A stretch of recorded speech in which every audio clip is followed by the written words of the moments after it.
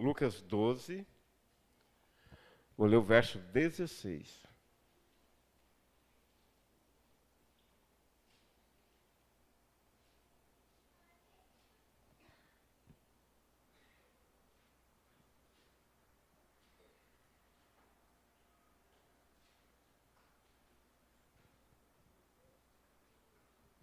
Acharam? Acharam?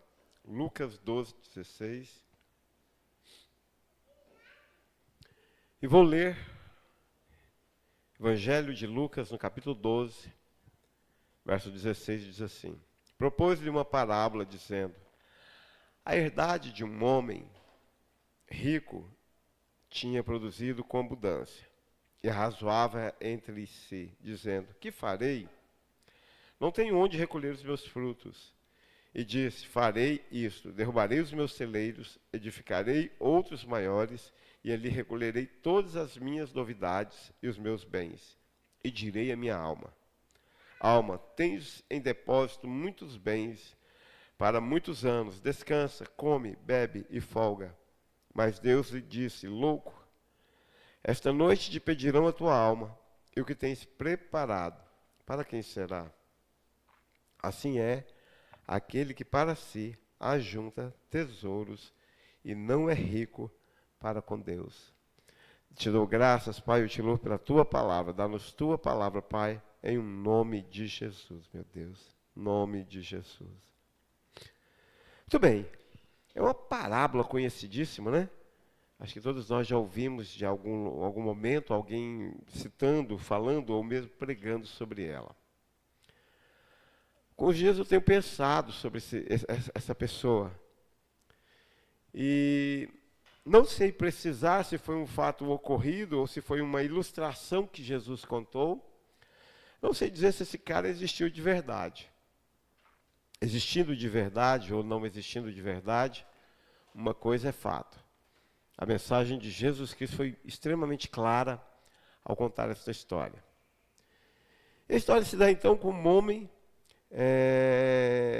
com um rapaz que tem uma lavoura que está frutífera naquele ano, e aí ele pergunta entre si, dizendo: o que eu farei e onde eu recolherei toda a minha colheita? Vou colher muito. E ele tem uma ideia brilhante. Ele vai lá e ele derruba todos os celeiros, todos os depósitos paióis que ele tinha, e constrói maiores. E ali ele recolhe todos os frutos, toda a colheita, muito farto. E aí ele olha para si. E eu acho interessante que não há nenhuma reprovação de Jesus a este homem, enquanto ele está plantando e colhendo muito. Não há, inclusive, reprovação entre derrubar os celeiros e construir celeiros maiores. Sou de um tempo que em igreja parecia que era pecado ficar rico, por exemplo, ganhar mais dinheiro, comprar um carro novo.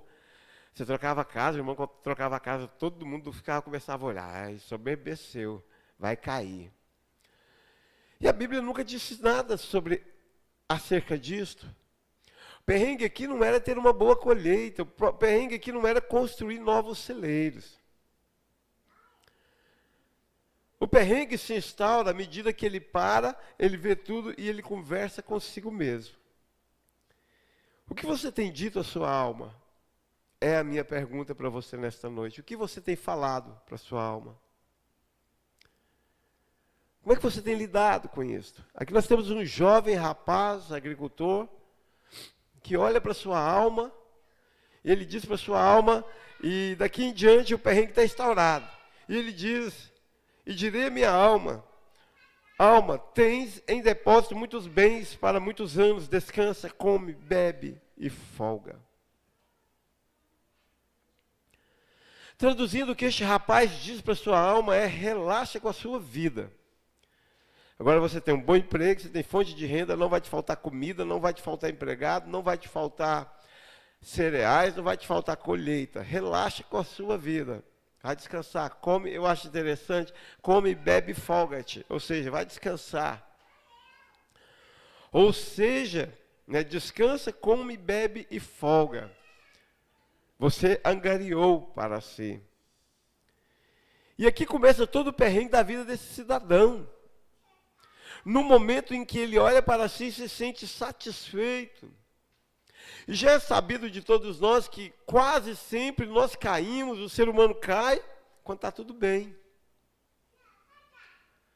Não existe nada melhor para trazer pessoas para a igreja, para o culto de oração na terça, para a live de oração, seja lá, enfim, que for, do que é perrengue.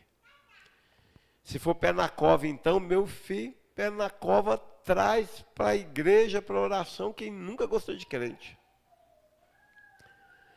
Nada comunica tão bem quanto estar com o pé na cova, quanto uma boa tribulação. Mas justamente essa psicologia humana, de que agora eu tenho celeiros fartos, agora eu conquistei aquilo que eu queria. Eu olho para minha alma e digo para ela, relaxa minha filha, não preocupa com a vida agora não. Come, bebe, folga e descansa. Levando isso para a nossa vida espiritual, é assim que funciona todos os dias de nossas vidas. É fato que nós nos aproximamos de Deus quando tudo perrenga. É fato que eu e você damos uma atenção mais amiúda, mais adequada a Deus, quando não vai tudo bem. Aí é só questão de tempo. Eu atingi os meus objetivos, casei, arrumei um emprego, comprei o carro. Eu atingi os meus objetivos, eu olho para minha alma e digo, alma, relaxa. Tens depósito. Tá bom no filme de Deus. Não vai te faltar nada. Para que igreja se não está te faltando nada? Para que servir se sua vida está indo bem? Mas o que é ir bem? Nós temos aqui o exemplo de um cidadão exitoso. Profissionalmente, sem acusação. Teve uma boa colheita, ampliou seus bens, ampliou seus celeiros, ajuntou muita coisa. Pôde olhar para si, tu tens depósito. Quantos de nós aqui nesta noite pode olhar para si e dizer tu tens depósito? A maioria de nós não temos depósito. Literalmente estamos vendendo almoço para comprar janta. Mas como homem, como pessoa, como humano, ele ia bem.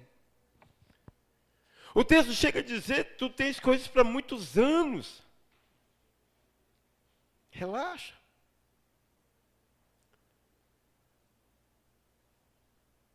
Acho interessante aqui uma diferença de Jó. Lemos Jó, e Jó foi especialmente o soberano desse ano. Boa parte das crises de Jó foram pessoas que vieram e falavam a ele, os conhecidos amigos de Jó, nos seus discursos. Quase sempre nós caímos em conversa alheia. Mas aqui Anderson, especificamente, não, é ele falando com ele. Ele olha para si e ele conversa consigo e diz, alma, descansa, relaxa, não está vendo que você já angariou depósito? Que você tem que dar para muitos anos, para viver tranquilamente muitos anos. O que você tem dito à sua alma? No passado não muito distante, teve uma cena interessante aqui, uma pessoa da igreja, que eu não me lembro, eu lembro do santo, aliás, eu lembro do milagre, mas não lembro do santo não. Se foi você, só não fazer cara que eu também não lembro quem foi não. Uma pessoa chamou um amigo de serviço, sei lá, parente, para vir no culto. E falou para a pessoa assim, ó, vamos lá, o pastor de lá é meio doido, só não dá moral porque ele fala. Como assim? Você vai numa igreja, ouvindo um sermão, e a pessoa já chega aqui, instruída a não dar moral para o que o pastor fala. E olha que no seminário a gente fez diversas aulas de evangelismo, mas essa eu não conhecia. Foi inovadora. O que a gente fala para as pessoas é grave, gravíssimo. O que a gente fala para nós mesmos é mais grave ainda. Contei essa história para dizer que se ela falou para a amiga dela, vai lá, o pastor é doido, não dá moral porque ele fala não, é porque com certeza ela tinha dito isso para a alma dela. Vamos na igreja, vou no culto, mas não dou muito moral não. Faça a minha parte. Já viu isso? Faça a minha parte. Freud diz que o autoconvencimento está entre as desgraças da humanidade. Onde é que você viu escrito na Bíblia que o fato de ninguém pagar as suas contas lhe dá direito de pecar, de ser imoral, de ser idiota, de ser burro, de fazer um monte de burrice? Mas as pessoas chegam e dizem, a igreja vai pagar minhas contas? Não, então eu faço do jeito que eu quiser. Percebe que as pessoas têm a capacidade de dizer para si, este homem aqui só diz, relaxa, filho, você tem um monte de coisa. Preocupar para quê? Mas a minha preocupação hoje é o que você tem dito para você. E você tem dito, eu tenho dito para mim. Relaxa, o pastor não paga as suas contas não, faz do jeito que você quer. Relaxa, o pastor não tem que falar nada dos meus filhos não. Ele já foi lá e já comprou ou já pagou o tênis do meu filho? Não, então ele não tem que dar opinião. Em tese não tem. Mas a Bíblia diz que na multidão de conselhos há sabedoria. O que você tem dito para você? Em relação à igreja, em relação a Deus. As mídias se tornou um campo, uma savana, um campo sem domínio, né?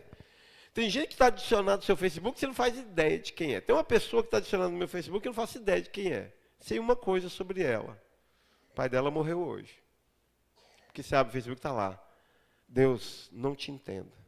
E sei que ela é de igreja, porque já tem mais de alguns anos que eu venho vendo algumas postagens. Deus, eu não te entendo. Por que o Senhor deixou meu pai morrer, sofrer 29 dias para morrer hoje, sem levantar daquela cama? Aí eu vi, pensei e disse, nos céus agora há palmas. Mais um que se desvia, que nunca mais dará conta de olhar para Deus na sua soberania. Ele não deixou, cada um tem o seu tempo determinado, a luta de cada um é pessoal. Não foi uma obra específica de Deus. Deus botou lá para sofrer, para depois morrer. Mas o que você diz para a sua própria alma?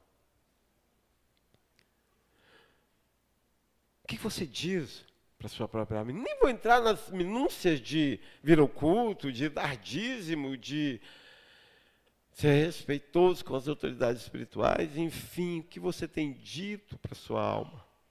Esse jovem vai num ponto crucial.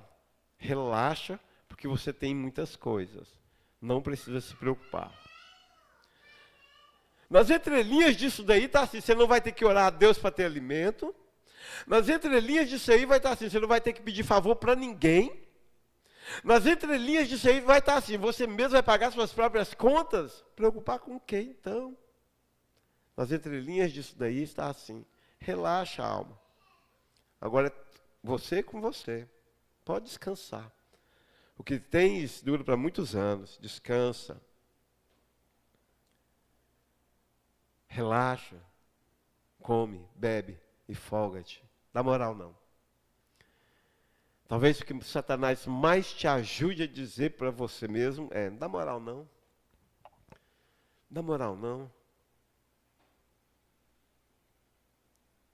Ande com seus ganhos. Ande com seus próprios ganhos. Você é o cara. Você é a cara. Ande com seus próprios ganhos. Esse cara disse isso para si.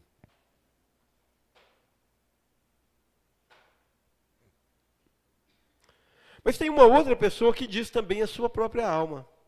E eu precisei trazê-lo, ressuscitá-lo aqui, de muitos, muitos anos atrás, deste personagem da história de Jesus, o rei Davi.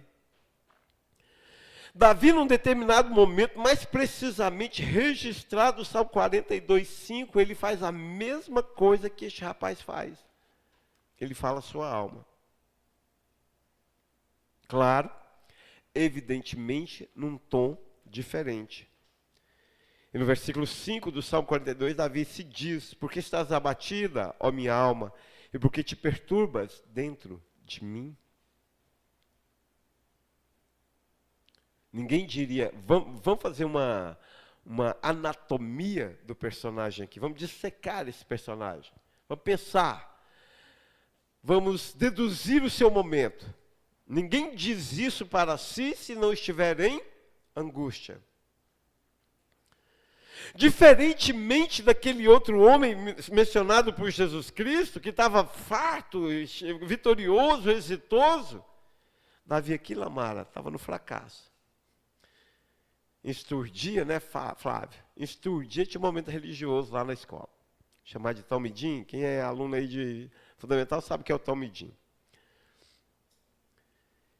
E eu dificilmente eu fico sem palavras, fiquei. A tia chegou lá e tá no português duvidoso, e foi contar, a lição era sobre testemunho, e ela falou que era que a gente tem que testemunhar, e que todo mundo tem testemunho. Quem queria dar um testemunho? Eu, meu Deus, eu gelei minha alma. Sério. Por quê? Porque eu passo o dia com as crianças. E eu imaginei de tudo, ia sair de tudo e qualquer... E um da minha sala já levantou a mão e falou assim, cala a boca. Fiquei com medo. Mas depois me arrependi e deixei. Aí ele contou que queria uma bicicleta e ganhou. Mas a primeira que foi, Deus sabe quebrar a gente, né? Ela chegou lá e pegou o microfone lá na frente, a escola toda lá sentada, né, os tios, os alunos, ela disse assim, eu quero contar para vocês, meus amigos, que eu era uma fracassada, era uma menininha. Como uma criança de 9 anos já pode se autodenominar fracassada? Aí eu olhei para mim e falei assim, se ela é fracassada, eu não sei o que sou. Não sei se ela sabia o que estava falando, enfim, ela chegou lá, pegou o microfone e disse, eu era uma fracassada. Aí eu cheguei na igreja e eu orei para Jesus mudar eu por dentro e agora eu não sou mais fracassado. Eles me bater palma, aí todo mundo empolgou, aí metade da escola queria dar um testemunho, teve de tudo. Que minha mãe estava grávida, nós somos 4, tem quadrigêmeas lá, que o médico falou que a gente não ia escapar, e minha mãe chorou e orou, e nós estamos aqui para a glória de Jesus, e os meninos começaram a chorar, e bater palma e tal, e teve de tudo. Mas o fato é, que Davi aqui estava, como aquela menina, no dia que ela chegou lá na igreja, no templo e orou, estava fracassado. Ele olha para si e diz, por que te perturbas, por que te abates, por que te perturbas dentro de mim, ó minha alma? Olha que dois fregueses tão diferentes, momentos tão diferentes da vida. Um, exitoso, sucesso total, melhor empresa de produção de grãos do pedaço, celeiros enormes, empregados. Olha e diz, alma, relaxa, você tem tudo. O outro, no momento de fracasso, no momento de angústia, de perturbação, porque de abatimento, porque está abatido a minha alma, e porque te perturbas dentro de mim. Eu acho interessante essa autoconversa, bem quase uma esquizofrenia. Eu sair de mim, olhar para mim e começar a pregar para mim. Já pregou para você? Você já olhou para você e falou assim, para com isso que não combina com você? De vez em quando a gente tem que olhar para a gente e falar assim, ô, para, faz drama não, está errado. Eu abro um parênteses para dizer que das coisas que eu imaginei mais difíceis na vida de um ser humano é olhar para si e dizer assim, eu estou errado. Falava da pessoa lá, que eu não faço ideia de quem seja, hoje lá do Facebook, que teve coragem de verbalizar e acusar Deus do pai dela ter morrido. A maioria expressiva não tem coragem de verbalizar e dizer, Deus, tu é um sacana, me deixou nessa situação, olha como é que eu tenho que viver, olha o marido que você me deu, olha o filho que você me deu, olha o emprego que você me deu, olha o emprego que você não me deu. A maioria expressiva das pessoas foram educadas para nunca fazer uma coisa dessa com Deus. Fiz isso uma vez na minha vida. Me arrependi, claro, mas São Miguel. Mandei Deus ir plantar batata, não sei se ele já plantou, se já colheu, mas naquele dia lá eu precisei. Claro, burro nem nada, automaticamente me arrependi. Mas a maioria especificamente das pessoas não tem coragem de olhar para Deus e dizer, o motivo do meu fracasso és tu. Não pedi para nascer, eu não pedi para existir.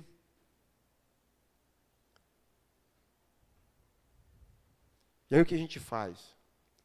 A gente perde a maturidade de olhar para dentro de si e dizer, minha alma, por que você está abatida? Vamos conversar?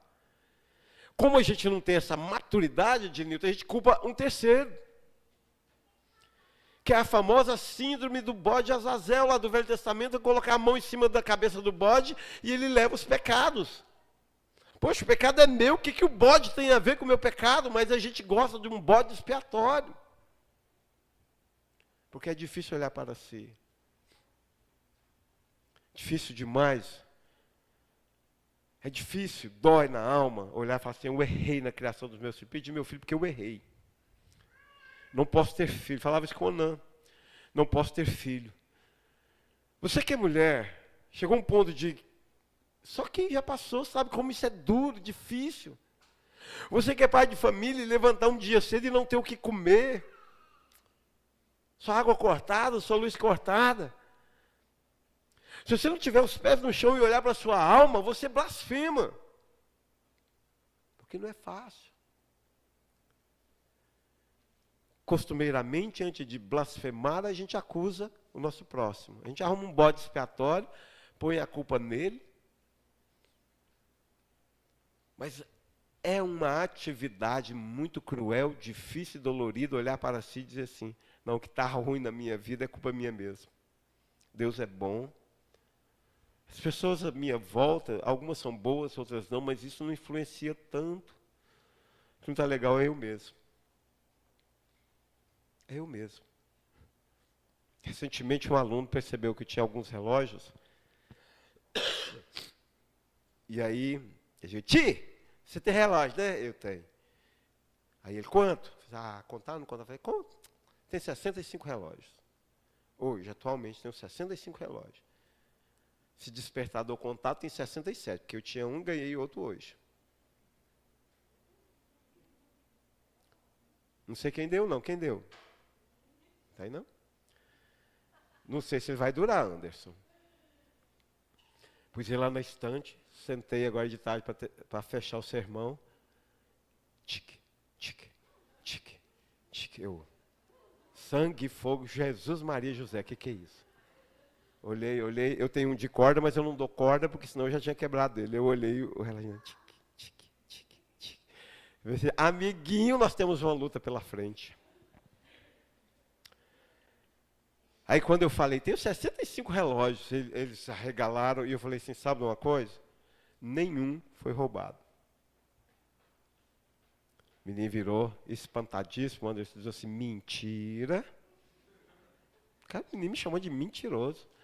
É tão normal na cultura deles ter algo que o pai roubou.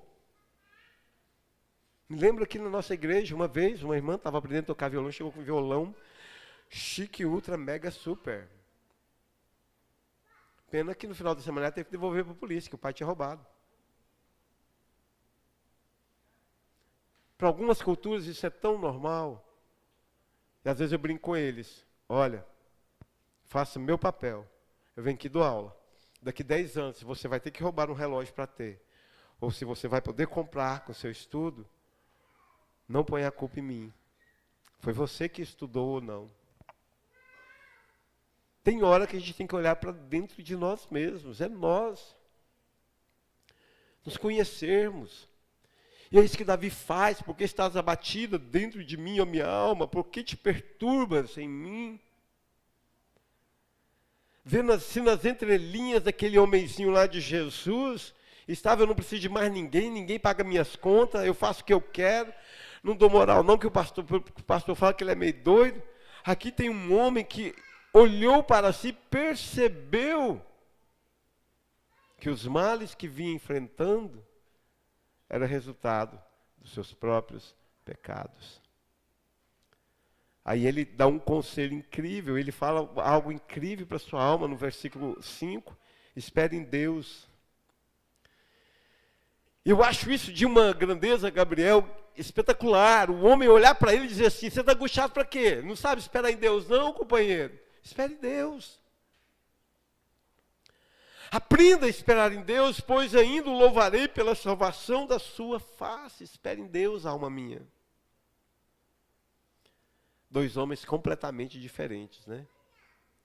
Um que se firma naquilo que tem, outro que se firma na glória de Deus. Juan Carlos esteve no Peru visitando o pai dele, trouxe um livro para mim.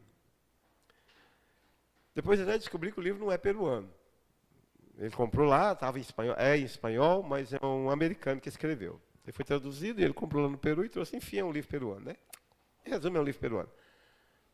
O monge que vendeu sua Ferrari. A tradução é o monge que vendeu a sua Ferrari.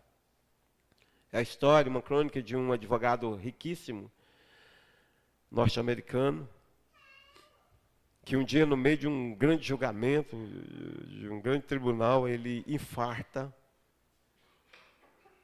e é tirado de lá na maca, quase morre. Quando ele infarta, ele descobre que ele não tinha vida.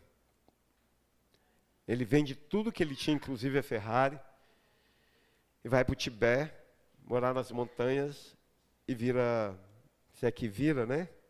Gabriel, você queria virar pastor, né? Se é que vira, ele virou monge. Ele foi aprender a ser monge.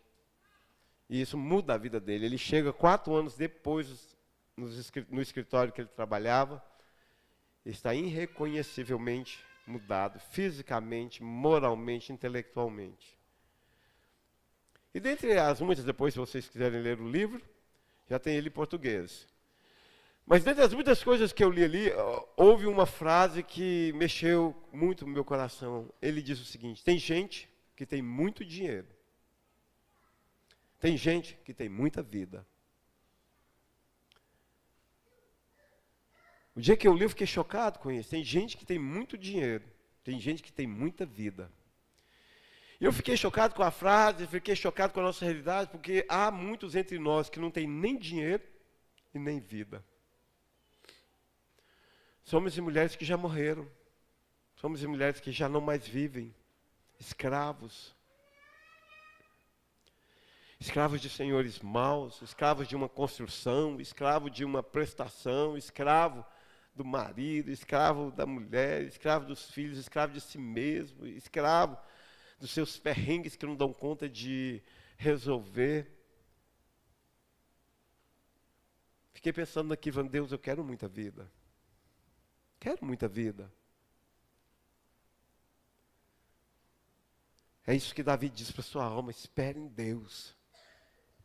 Daí se tem perturbações, daí se tem abatimentos, e daí se está vivendo momentos de angústia, espere em Deus, porque você ainda vai louvá-lo pela salvação que há nele. Percebe como a gente perde a vida? Ainda existindo aqui sobre a face da terra, mas a gente perde a vida. A vida inteira. Só construindo celeiros, enchendo de coisas.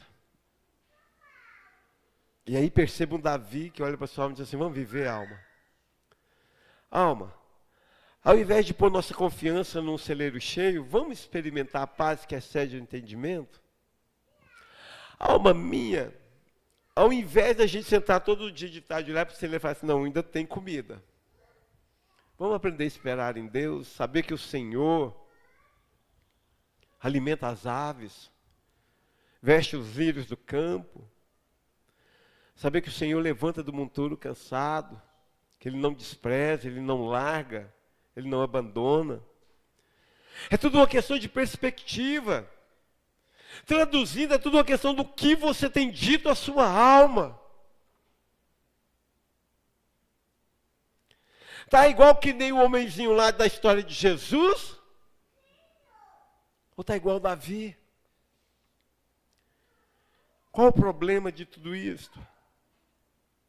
O problema de tudo isso é a pergunta capciosa que Deus faz a este homem. No verso 20.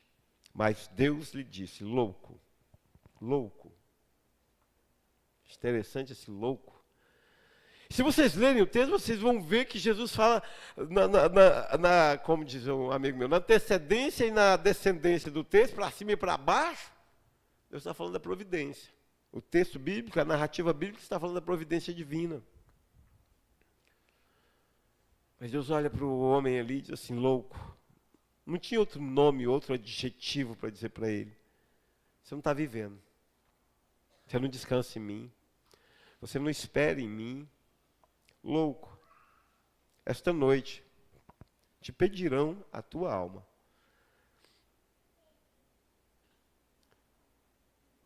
Uns anos atrás até rolou uma coisa interessante no Facebook, Rony.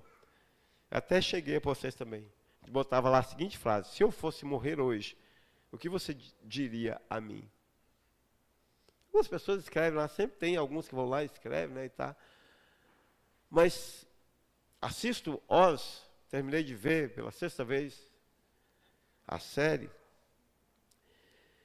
Existem três perspectivas básicas da série Oz: comando, quem que manda, Deus e sua interferência da humanidade, e o corredor da morte. No final da série, metade do elenco morre na pena de morte. É uma prisão. O corredor da morte, ele é interessante essa coisa: esta noite te pedirão a tua alma. Então, quase todo episódio que tem um que vai ser executado, o episódio fica voltado para aquele indivíduo.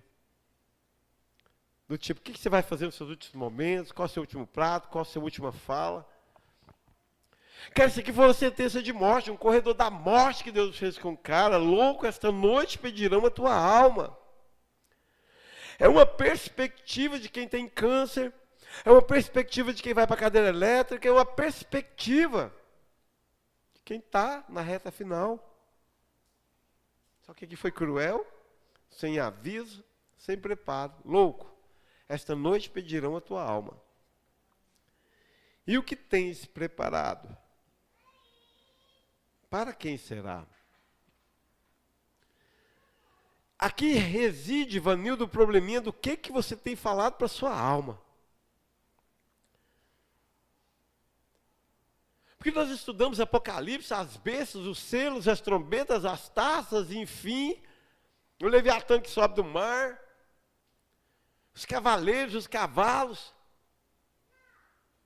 Nós estudamos tudo aquilo, mas existe uma coisa que é fato, é bíblico: o seu juízo se dá não no dia que Cristo vier. O seu juízo se dá no dia que você, no momento em que você morrer. A sua morte é o seu juízo. Ali se consome, ou se consuma. Ali, de fato e de verdade, é dito para onde você vai, céu ou inferno. Ali é revelado para você e para o seu Deus qual é o seu destino eterno. Então o que Deus fala para este louco não é nada que está muito além de nós. Tendo a perspectiva de que o que é o homem é como a erva do campo, que amanhece bonita, vistosa. Vem o vento e a chuva e de tarde ela seca e morre. Fui em Bela Vista de Goiás, lá na terra da Balancia e da Jabuticaba, sexta-feira. Na volta, fui com o pastor. Nós paramos lá no Posto Gaúcho para... Aí eles, quer ir banheiro? Ele queria ir, eu falei, não. Você quer ir? Não, também querendo ter medo. Ah, não, me economiza, para. Aí entrou. Nós entramos e estacionamos. Quando estacionou, nós não tínhamos descido do carro. Aí aquele estalo de metal se juntando. Pá! E o povo começou a sair correndo, nós viramos, não tínhamos descido do carro, nós viramos um caminhão, muito esperto, queria entrar no posto, mas não fez o trevo. Ele cortou de uma vez, um Fox bateu no meio do caminhão, rodou e foi para o mato. Ali, naquele trevinho lá. E nós viemos indignados, aí o pastor dirigiu. Ele não veio viu, Cristiano? Do Posto Gaúcho até aqui, ele não veio mais de 220, ele foi só de 180. Eu acho que lá mexeu um pouco com ele. Ele não quis mais andar de 220, ele ficou no, viu, Rony? No 180, básico, né? Vamos mais tranquilo. E aí a gente veio conversando sobre isso, falando assim, o que machuca o coração da gente é saber que o cara do Fox, sei lá quem estava lá dentro daquele Fox, vinha inocentemente dirigindo tranquilamente no seu direito. Aí um cara simplesmente resolve não cumprir a lei de trânsito e burlar o trevo. Não sei se morreram, não sei como é que foi, nós preferimos não ir lá. Fomos ao banheiro, entramos no carro e viemos embora. Saímos lá enquanto não ficasse paralisada a BR. Mas nós estamos em fim de semana de encontro de motoqueiros. Contei isso tudo para contar. Daqui lá em casa tem aproximadamente 5 quadras, 5 cruzamentos. Não há garantia que o motoqueiro vai partir o meu carro no meio daqui até lá em casa na hora de eu ir embora. Não tem garantia disto. Essa noite eu não dormi, eu tossi a noite toda, então 4 horas da manhã, estava escutando o rádio de moto. Então não há garantia que você vai chegar vivo em casa.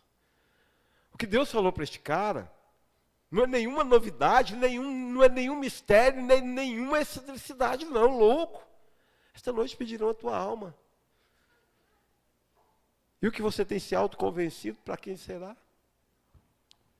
Aqui reside o grande problema. Você tem ajuntado, mas para quem vai ser? Para quem vai ser? Aí ele termina com um choque, diz no verso 20, mas Deus lhe disse, louco, esta noite te pedirão a tua alma. E o que tens se preparado, para quem será? Vai adiantar, adiantou o quê? Os celeiros fartos, adiantou o quê? Eu me pergunto, na quarta-feira, quando você fica em casa ganhando R$10 a mais na sua vida, vai resolver o quê? Para você que atrasa 10 minutos, resolve o quê? Às vezes eu dou uma bronca no Iago, porque eu falo para ele, olha, eu não vou chegar atrasado. Eu levantei 4 da manhã para fazer o que eu tinha que fazer, para não bater o ponto atrasado. Eu não vou bater o ponto atrasado porque você resolveu dormir 10 minutos a mais. Está dentro do carro, eu fui. Não está dentro do carro, foi. 10 minutos não resolve sua vida, não. R$10 não resolve sua vida, não. O que resolve sua vida é Deus olhar para você e dizer assim, este é meu filho amado em quem tenho prazer.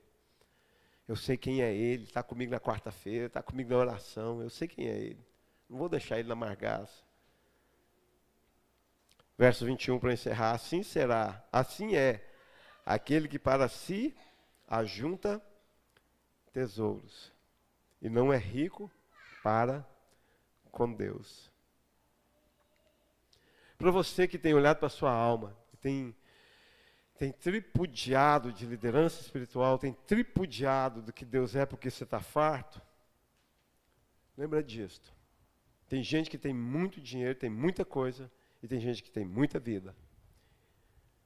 Se formos analisar, Fábio, na raiz do grego, o grande chamado para mim e para você é vida, e vida em abundância. É esse o plano de Deus para mim e para você. Encerro lendo Mateus, no 19 ao 20, Mateus capítulo 6, verso 19. Não ajunteis tesouros na terra, onde a traça e a ferrugem tudo consomem, e onde os ladrões minam e roubam, mas ajuntai tesouros no céu, onde nem a traça nem a ferrugem consomem, e onde os ladrões não minam nem roubam, porque onde estiver o vosso coração, aí estará também o vosso. Aliás, onde estiver o vosso tesouro, aí estará também o vosso coração. Onde é que seu coração tem estado? Essa é uma pergunta difícil, mas onde é que seu coração tem estado? E vou te dar um mapa do tesouro. O mapa do tesouro, sabe onde é que ele está? Sabe onde é que teu coração está? Reginaldo, sabe onde é que teu coração está? E vai estar sempre? Exatamente no lugar em que você mandou ele ir.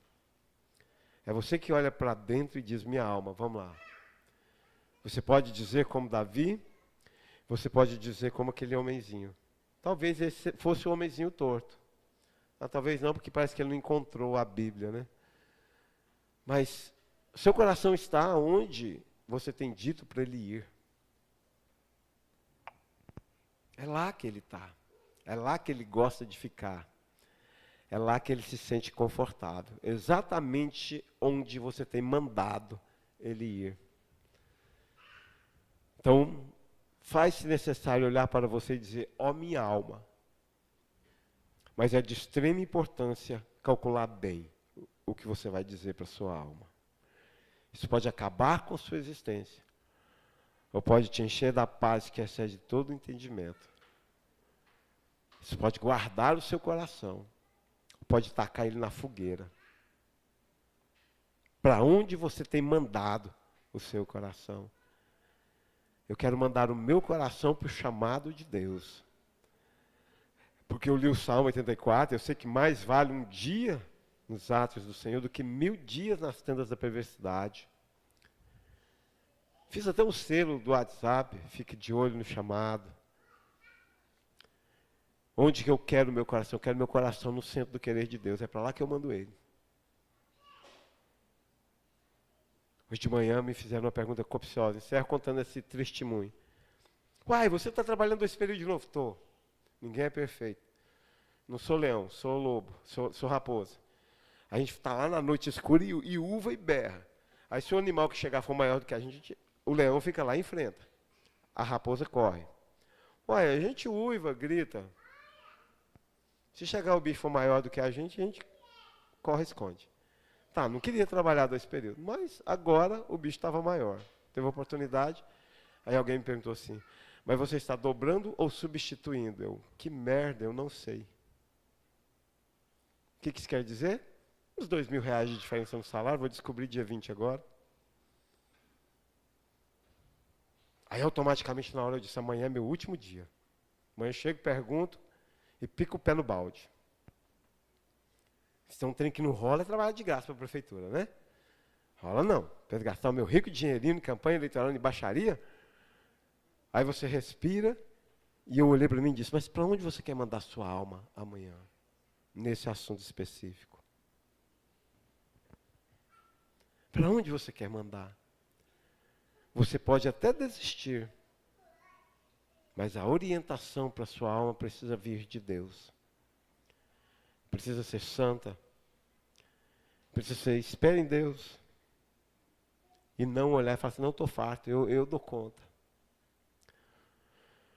Encerro dizendo a você, perguntando a você nesta noite, o que você tem dito à sua alma? Para onde você tem mandado o teu coração?